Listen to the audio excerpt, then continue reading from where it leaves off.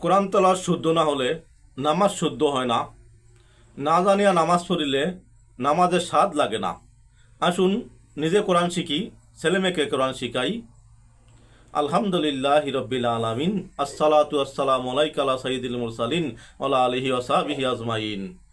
সমস্ত প্রশংসা একমাত্র মহান আল্লাহ তাআলার জন্য এবং লাখো কোটি বরং তার চেয়ে বেশি দুরূদ ও সালাম শ্রেষ্ঠ নবী, প্রিয় নবী রসুলে মাকবুল সাল্লাল্লাহু আলাইহি সাল্লামের উপর। সম্মানিত দিনী ভাই বোনেরা, সম্মানিত বিবাস, আপনারা দেখছেন মদিনার পথে 97 ইউটিউব চ্যানেল। এই চ্যানেলের মূল উদ্দেশ্য কোরআন এবং হাদিস থেকে ইসলামিক ভিডিও আপলোড করা। তাই যারা নতুন দেখছেন অনুগ্রহ করে সাবস্ক্রাইব করে পাশে থাকা বেল আইকনটি ওপেন করে দিবেন। যারা করেছেন তাদেরকে অসংখ্য মুবারকবাদ ও ধন্যবাদ। সম্মানিত বিবাস, আজকে আমাদের বিষয় হচ্ছে পবিত্র কালামুল্লাহ শরীফের 42তম সূরা, যা সূরা আশ-শূরা নামে পরিচিত। আশ-শূরা পবিত্র কোরআনের 42তম সূরা, যা মক্কায় অবতীর্ণ হয়, যার আয়াত সংখ্যা 53, রুকু সংখ্যা 5, সিজদার আয়াত নাই।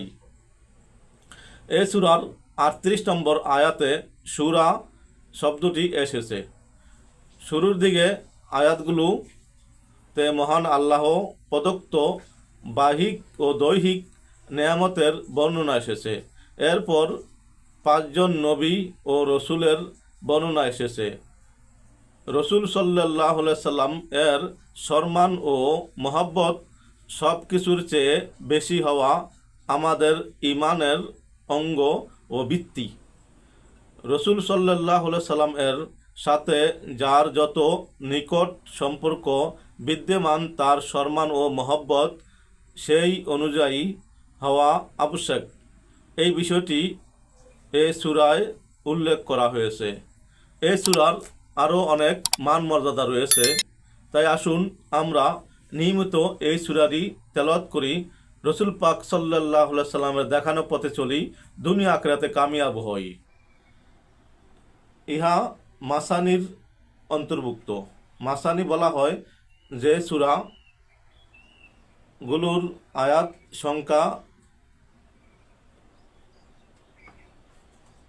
নিমু থেকে কম এবং মুফাসসাল সমূহের থেকে বেশি। রাসূলুল্লাহ সাল্লাল্লাহু আলাইহি সাল্লাম বলেন, আমাকে ইনজিল কিতাবের যা রয়েছে তার পরিবর্তে মাসানি সূরা সমূহ দান করা হয়েছে। হাদিস মুসনাদে আহমদ, হাদিস নম্বর 16982। এই সূরার বহুমুখী ফজিলত রয়েছে। সম্মানিত বিওয়াস, কোরআন হচ্ছে আমাদের পথ নির্দেশক। রসুল পাক সাল্লাল্লাহু আলাইহি সাল্লাম আমাদের নেতা। তাই আসুন আমরা বেশি বেশি কোরআন তেলাওয়াত করি, দুনিয়া আখিরাতে কামিয়াব হই। সম্মানিত বিওয়াস, ক্ষুদ্র প্রয়াস যদি ভালো লাগে অবশ্যই সাবস্ক্রাইব, শেয়ার ও লাইক করে পাশে থাকার আহ্বান রইল। সকলের কাছে দোয়া চাই, মহান আল্লাহ তাআলা যেন আমাকে কোরআন তেলাওয়াত করিতে করিতে ঈমানের সাথে মৃত্যু নসিব করেন। আসসালামু আলাইকুম ওয়া রাহমাতুল্লাহি ওয়া বারাকাতুহু।